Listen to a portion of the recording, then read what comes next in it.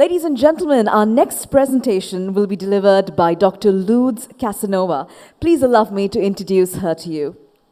Dr. Lourdes is Senior Lecturer and Director, Emerging Markets Institute at the S.C. Johnson School of Management, Cornell University. She specializes in international business with focus on emerging markets multinationals. In 2014 and 2015, she was awarded one of the 50 most influential Ibero-American intellectuals, and in 2017, one of the 30 most influential Ibero-American women intellectuals by S Global. Her session today is based on strategy on emerging markets. Ladies and gentlemen, with your applause, let's welcome Dr. Lourdes Casanova.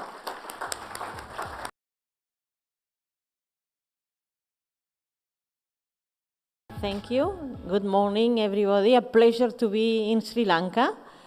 A pleasure to be in a country that is in between many other big ones, between China, I'll be talking about China quite a bit, India, of course, and of course very influenced as well by the US, because IMF, a tremendous institution, a multilateral institution based in the US, is helping Sri Lanka with loans, with indications on what to do. We have heard a lot about, of course, innovation and technology being a disruptor. Is going to be a disruptor, has been a disruptor, and will continue to influence industries, countries. But we heard less about how the rise of China and how the rise of Chinese multinationals is changing the world, is changing, is making us rethink competitive advantages, is making us to rethink what is the position, how we position ourselves with the rise of this tremendous power, and how they compete, the Chinese multinationals compete, and I'm going to talk a little bit about it. Sri Lanka is a wonderful country with a wonderful way of life. The quality of life, as soon as you land in this country, you can see that the quality of life is tremendous, and thus we all want to reach that quality of life. Sri Lanka is already there, so should not lose this quality of life that is a tremendous thing, happiness, relax, and enjoying the geography of this beautiful country. So let me just go into this some data first, and then I'll go back to Sri Lanka.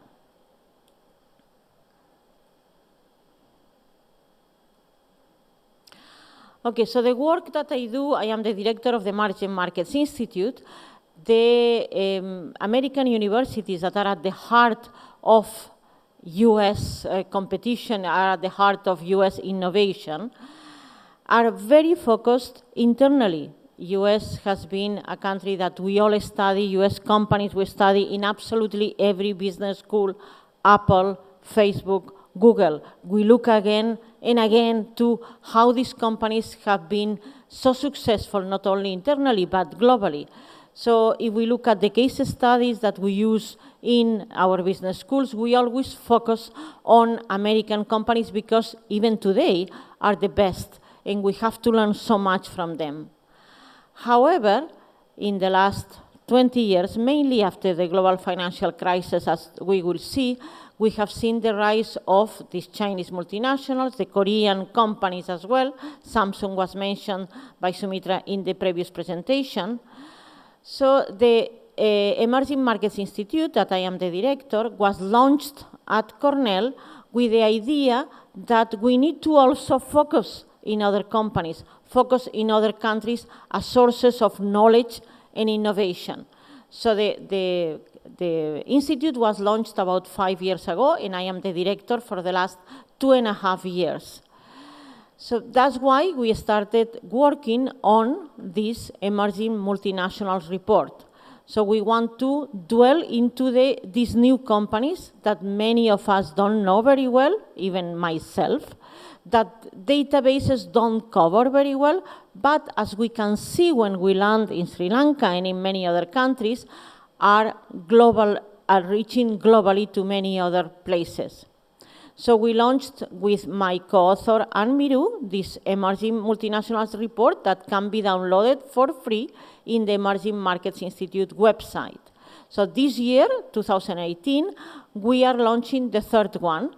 Last year we had 2 articles, one on Colombian companies, another one on Brazilian companies. I had done a lot of work before on Latin America, and this year we have 1 chapter on Indian companies and another one additional on entrepreneurship in China. I have also done work in innovation coming from emerging markets that is a little bit different, and I'll talk in this presentation about Tencent, that is one of those very innovative companies coming from China. At the Institute, we do first education, so 10% of the class graduates with a concentration on emerging markets, so we guide the students taking some particular classes. So we have heard a lot about the need to learn about innovation, and what we focus as well, as I said, in my institute, is to guide the students, again, 10% of the class, that take courses, special courses, so that they graduate with some knowledge, or quite a bit of knowledge, on emerging markets. We have an event that this year will be November 9th at Cornell Tech in New York, where we invite companies from emerging markets. So we have 1 panel on China, another one on India, and another one on Latin America. So we have companies such as Bank of China, Huawei we have had in the past, Tencent, HNA, and of course companies like Havels from India, and companies like Mexichem, a chemical company from Mexico, and others. And third is this report, so knowledge creation, the report and the book. So this year we are working in the 2018 report, and also on a book on what is the talk today, the rise of companies from China. So I'll talk about it, give you some data, and also show you how they are, again, competing in a different way than companies from US or Europe that have been dominating the business sector till very recently. So in the report, what we talk is what we call E20. So we have seen the disaster of the G7 last meeting, unable to decide on a common resolution at the end of the meeting. We have seen the G20. Some people say, well, this is the G0 because they are unable to do too many things. So we are into this shifting tectonic areas right now. So moving from a power that was the US with the help of the European Union to, again, the rise of China, India to a certain extent. So we talk in our report about the E20, so that is the biggest 20 countries from emerging markets. That's a very disputed concept, emerging market, but we look strictly to nominal GDP, and of course China's second biggest economy by GDP nominal. So we go from China to Chile. Exactly, Sri Lanka is not there because it's not as big in terms of GDP nominal. And to the right, we look at growth. So we see blue countries, so the bigger the circle, the bigger the growth. So definitely these E20 countries are among the biggest. China, India, number 1, Brazil, number 3.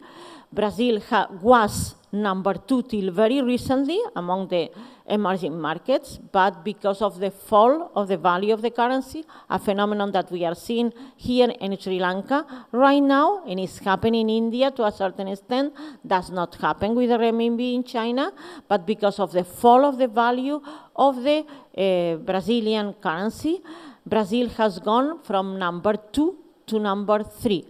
Then we have Korea. Some they say this is not an emerging market, but still is classified, is part of MSCI, so that's why we keep it as one of the emerging markets. Russia, again, one country that some they say is in transition, but if we look at the GDP per capita in some of these rankings, is still considered an emerging market. And then, of course, Mexico, Indonesia, another neighbor to Sri Lanka. So Sri Lanka is as far as some of the cities in India, 3-4 hours by plane. Huge country, 200 million. Turkey, a country that now also is suffering from the fall of the currency. And others that are here, Argentina, again, suffering tremendously, 40% devaluation of the currency. So a lot of volatility, so you see growth, you see volatility, but you see a size of the economy that makes us think that these countries will matter. For the first time, we are seeing, and mainly after 2008, that these countries, and mainly from Asia, China, Korea, and Russia as well, so Asia and Eurasia, that are investing abroad. So most of these countries, and definitely Sri Lanka is one of them, were focused on attracting investments. And much less so, the idea was these countries will become more stronger and then only will invest abroad. However, China, Korea, and to a certain extent Brazil and Russia as well, have based their models also on investing abroad. And the red line shows how the E20 from Asia, so the Asian countries that are part of the E20 countries, have been investing abroad and represent now about 20% of the global investments in the world. Also because of these protectionist tendencies right now in the US with President Trump, and Americans thinking that, okay, America should be put first, we see that global investment flows are decreasing, but not those from China and Korea. So here it shows how greenfield, so investments that come from countries such as Korea, India, Brazil, China, and the US. So of course the US is the country that still today invests the most abroad in spite of these protectionist tendencies. So with the pre-crisis period, with the post-crisis period, and we see that countries like Korea have increased by 322% after the global financial crisis, their investments, their M&A, mergers and acquisitions abroad. China has grown 380% because they have these go abroad policies, and also the US, still the leader in investments abroad, has grown much less. So we see a catch-up mainly from China, but also from a much smaller economy, Korea. Korea also with tremendous political tensions, at wars, and with North Korea, but in spite of that, someone could say that all the problems in the country could be similar to the problems we have seen in Sri Lanka. So the data that I studied was the Global 500 of Fortune. So Global 500 of Fortune classifies companies by revenues. Revenues is a very stable variable. Rarely, unless there is a major crisis in the company, revenues collapse. Market capitalization that many use as a way to look at the companies is a much more volatile variable. So I look at revenues, and by revenues we see that of course the US is having 133 companies among the 500 biggest, but China from nothing, and I'll show you the evolution in the next slide, has right now 103 companies in the Global 500. Then you have, of course, Japan, Germany, France, UK, but then again, South Korea. So that's another country that has favored their own local companies. So local companies as a way to grow. Then you have, of course, as emerging markets, you have Brazil and India with 7 companies in the Global 500. So here we see From 2005, so the last 12 years, US was the king, 175 companies in the Global 500, but the number of big companies from the US in the Global 500 has declined to 133. US business and economic power is based on these huge companies. Still the king, but of course, China, from 2005 that had 16, we see how China has used the global financial crisis as the moment to take off for their business sector. And again, South Korea, 15, Brazil and India with 7. Not many countries are represented in the Global 500. Only 33%, there are 200 countries in the world, 33% have big companies big enough to be in this ranking. So one would say and thinks of China as being powerful mainly in, of course, natural resources companies. But we see here 8 different industries, the industries that are most represented in the Global 500, and we see how China dominates 4 out of the 5 biggest banks in the world are today from China. Logistics, telecom, a very high-tech industry, the number 3 company in the world is China Mobile from China. And we see 5 of the biggest engineering and construction companies, all from China. Again, petroleum and banking, mining, metals that we expect. Nothing from China in automobile sector. And logistics as well. So China Post Group, again, one of the biggest. And here, when we were walking yesterday in the port, of course, the port city of Colombo being built by CCCC, the 5th biggest construction company in the world. So probably with revenues higher than the GDP of, well, I don't know if higher, but definitely similar maybe to the GDP of Sri Lanka. So enormous power of these companies. As I said, these companies are going for market share, and they sacrifice profits because of growth. So we teach in business schools that companies should maximize profits, should maximize shareholder value, should maximize as well, of course, besides quality and efficiency. So we see these companies, quality and efficiency, the leaders. Profits, they prefer to sacrifice profits to gain in growth and in size. So we compared here the 100 biggest companies from US and the 100 biggest companies from China, and we see in red the Chinese companies. So most of the Chinese companies are into the 0 to 5 profit margins, or they lose money, the leftmost bar.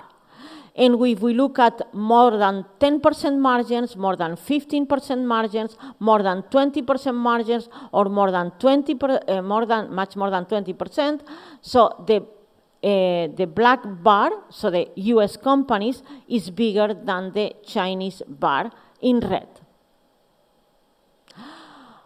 Another thing that has happened is that all these Chinese companies, most of them, either if you compare JP Morgan with ICBC, the biggest bank in the world, JP Morgan, more than 150 years old, ICBC, a bank that was founded in the 80s, so much younger companies. And here we looked at the presence of Chinese, Japanese, Korean, and US companies, the average number of countries in which they are present. Of course, China, of course, American and Japanese companies also extremely global. China and Korea behind, but again, let's don't forget that these Chinese companies are much younger. Another very important thing that we teach in business schools is that companies should maximize profits, but also you should maximize the willingness to pay of the clients. So what we did last year was a study of different products that were sold in the US in either an e-commerce platform, either Amazon, or sold online, or offered by Expedia. We also looked at the price of airline tickets. As you know, Air China was chosen by the president of North Korea to travel to Singapore for the summit with President Trump. So Air China got a tremendous boost in the market capitalization and, of course, in terms of branding, that the president of North Korea chose a Chinese airline. And, of course, Air China offers tickets, if you look at Expedia, offers tickets in the same route as the American airlines, much cheaper in both business and economy premium sectors. So we compared here high technology products. We compared desktops products and, of course, laptop. We also compared the prices of mobile phones. Here I present you just two. So the laptop prices and the desktop prices in different categories: gaming, work, travel, and home. And for laptops, gaming, work, and home. In red, the prices of Chinese products. We have, of course, Asus, Lenovo, and other brands. And then on the US side, of course, we have Mac. Let me tell you, I am a Mac user, and I'm not going to buy Mac anymore because it's losing the innovation edge, and also it's very expensive, as you can see here. So Apple is the price leader, meaning that the most expensive products. But we looked at the same category. So the same category, laptops and desktops, offering very similar products as the Chinese companies.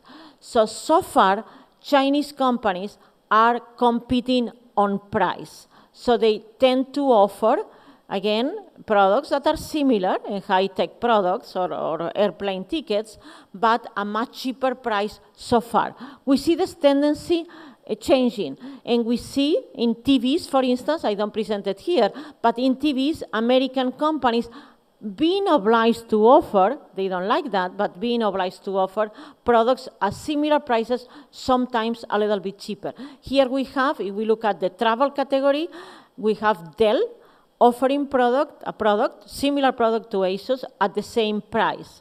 We see US companies being obliged to change.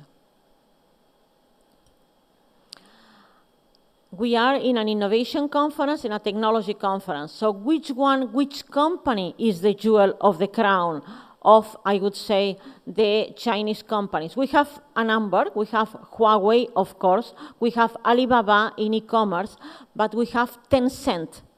Less known, but a tremendous innovative company.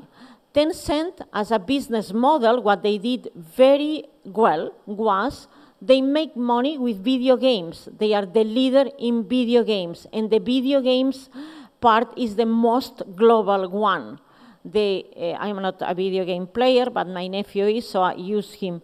Do they put in Legends, I don't remember the name of the game, but do they put the Chinese brand? And he told me lately they have started saying that this famous video game that very few people knew, that was owned by a Chinese company that has grown in the video game space mainly by acquisitions, yes, they now have started branding this video game as a video game from a Chinese company. So they use what they make in video games to finance, for instance, WeChat. WeChat is the competitor of WhatsApp, that is the most widely used outside the US. WhatsApp is less used in the US. In the US, they use GroupMe and others. They use less WhatsApp. So WeChat is the competitor of WhatsApp, WhatsApp owned by Facebook. WhatsApp, 1.5 billion users worldwide. WeChat used by about 1 billion. Could you please raise your hands, those who have downloaded WeChat? Yeah, so I see quite a few. Probably are those who have traveled to China or who do business with a Chinese company.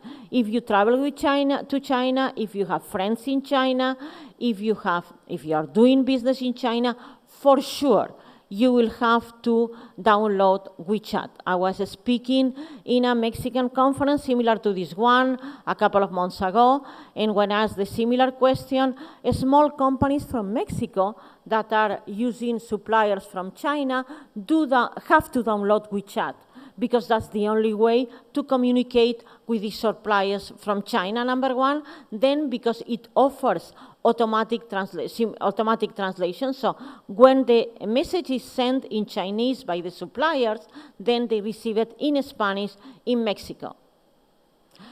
So what is different in WeChat? WeChat is much better platform today than WhatsApp.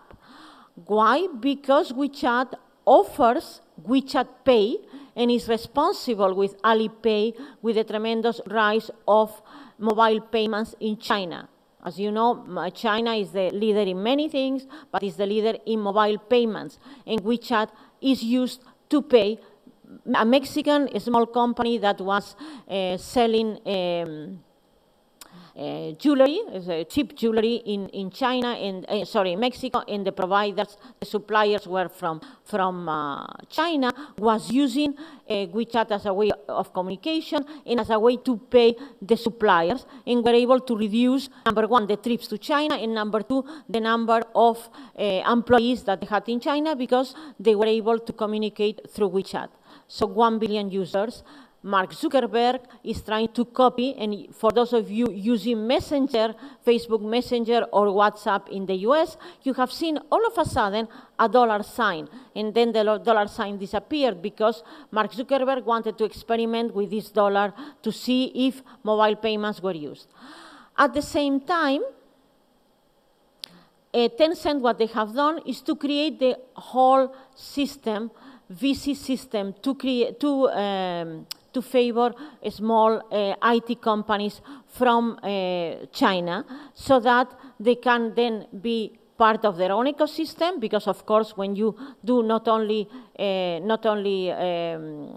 WeChat but also the payments, you need to have an ecosystem. So the VC investments have been from what is called corporate venture, have been key to keep Tencent on their toes and to keep Tencent innovative, as well as create a wider ecosystem of innovation in China. So we see the private sector as an enabler of innovation in China. So if we look at China, so again, we look at the US, we can benchmark, as Sumitra was saying, with Finland, with Estonia, with Korea. And of course, we think, how can we compete with China? So China, if we look at the most innovative countries, in general are small, which is a good thing for Sri Lanka. You can change faster. So we think, okay, China too complicated, too big to be able to learn from them, to copy their ways they have done to become, as will be this year, the country that invests the most in R&D in the world. And having, for instance, Huawei, the supplier of telecom equipment, as the company competing with IBM. IBM was the traditional company that was filing for most patents in the world per year.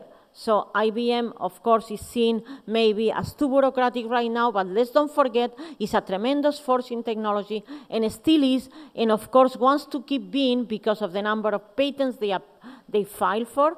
But now Huawei is competing for number one as the company applying for most patents. So what has happened in China? Number one is consensus building. Government, private sector, and academia. I worked with Tsinghua University. So when I talk to my colleagues in Tsinghua, one that is an expert in Latin America, and she travels with the government delegations when they travel in Latin America.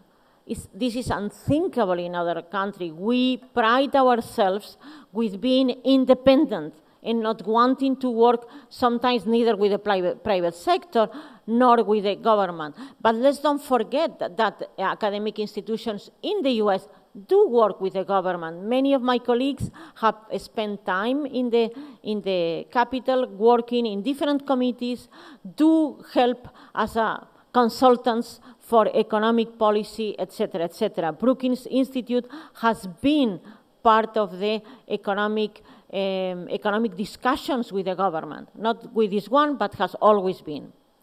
Government support, let's don't forget that going abroad policy has been behind the success of Chinese companies abroad. They fail, they learn from the failings, and they change. And then protecting certain sectors. That was one of the recommendations from Sumitra for Sri Lanka. So that has happened in China. And let's don't forget, it happens everywhere in the world. The US government do protect the US companies in a very direct way. And Europe, Germany, France, needless to say, do protect their own company. Then another very interesting thing is that IMF has been, definitely in Latin America, I see it was a cover page yesterday in the FT here in Sri Lanka, that FDI is seen as a source of knowledge, is seen as a source of development. Let's don't forget that you need, and IT companies here in Sri Lanka do it extremely well, is that you need to go abroad to learn, not to fall behind. And countries such as China, Korea, and again Russia have used, and Brazil till recently, not anymore because of the political and economic turmoil, but till recently also going abroad as a source of knowledge. And then innovation as enabler, R&D. I have a visiting scholar from the leading university in telecoms in China, and he very proudly presented how 5G, absolutely the whole ecosystem, the suppliers, the telecom operators are all Chinese, and how China worked towards that. And so what for Sri Lanka, you hear many recommendations from Sumitra, and I'm just going to summarize one. First, the last one, keep your excellent quality of life. Remember that, please do not lose it. We all work for having excellent quality of life, but as this road shows, keep looking at the future, find a balance between abroad and home, plan, as China, Korea, US do, plan, have a plan, review the plan, see how it's working, what is not working, and change it. Support and celebrate your own was also mentioned by Sumitra. Innovation and ingenuity as a transformation enabler. IT companies, Oxenta, Virtusa, the Virtusa that was, of course, at Sri Lanka level, like Tencent in China, training talent. So many founders of other companies came for Virtusa originally. 1990X Technologies, so many other companies that were born directly or indirectly from this major company that was Virtusa and continues to be. So it's an excellent example, but it's not only IT, it's the need for digitalization across the board, across all industries. Foster your own ecosystem, and that again, Sumitra spoke about it, and I can only reinforce that. And again, last but not least, keep your excellent quality of life. Thank you very much.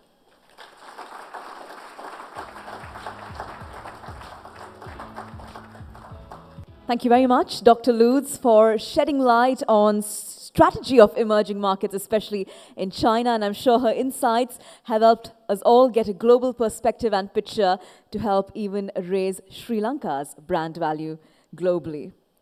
Well, ladies and gentlemen, after an enriching segment this morning, it's now time to break for tea. But before we move on to tea, I do want to remind you that we have a very thought-provoking panel discussion right after tea break, so I'm sure we're all waiting for that. And during the break, we will be playing on the screens the notable entries to the Innovation Awards. So please keep your eye out for that. That's something that you'd like to be tuned into. And with that, I'd like to please invite you to be back in your seats by 11:10. 11:10 a.m. 11:10 a.m. We have 20 minutes for tea break, so have a good time and we'll see you back shortly. Bon appetit.